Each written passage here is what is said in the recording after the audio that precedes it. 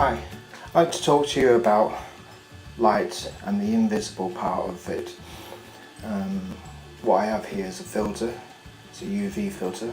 Most people don't believe that you should have these, because usually it filters out the less than 400 nanometer end of the spectrum. Normal light is 400 to 700 nanometers long, and this usually filters out the smaller end of that. And what else I have is on the other scale, the infrared, which has an adjustable scale here for 530 to 750 nanometers, and you get darker reds. I don't know if you can see that. You can see the infrared light is reflecting off the green grass and all other plant life. I also have this 950, which is used in bright midday sun. Here we are in my garden, and you can see all the green is white. It's very dark, you can hardly see it. You need to basically expose your shutter to around about 8 seconds. I found best results around about 8 seconds. When you have these filters, you don't need any other filters on the lens. You don't need to have a neutral density, because these are dark enough. All you have to do is just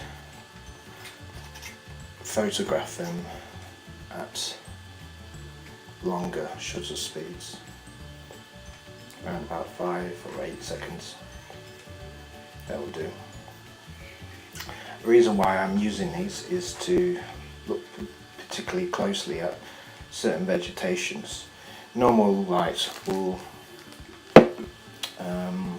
bounce back and absorb certain colours. In particular vegetation, the green bounces back, while the certain reds, certain blues are absorbed for photosynthesis and creation of oxygen in certain plants.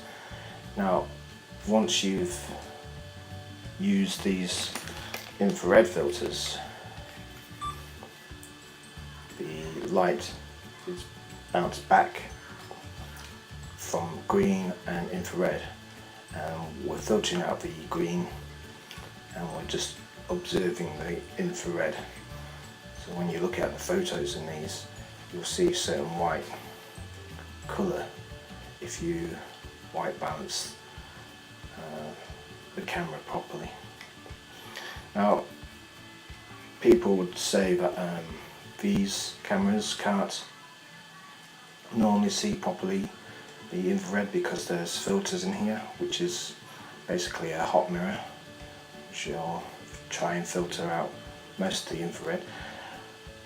There is a service where you can actually go and send off and take the hot mirror out and basically see the light in its full glory. The service is around about $250. I choose not to do that because this is a multi-purpose camera for me, and I don't need to subjectively use it just for infrared.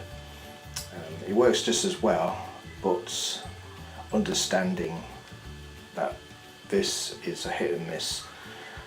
When it comes to infrared, you have to expose it to about 8 seconds, go through the photos to try on out to find the best ones, and you do have focusing issues, so it's best to take off the lens focus in manual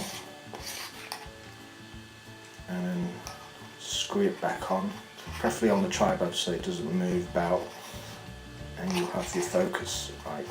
Also, light at this end of the spectrum is slightly longer, so you might have to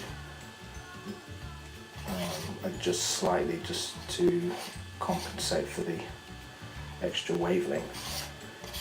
Otherwise it's a fun idea to look at the clouds and vegetation.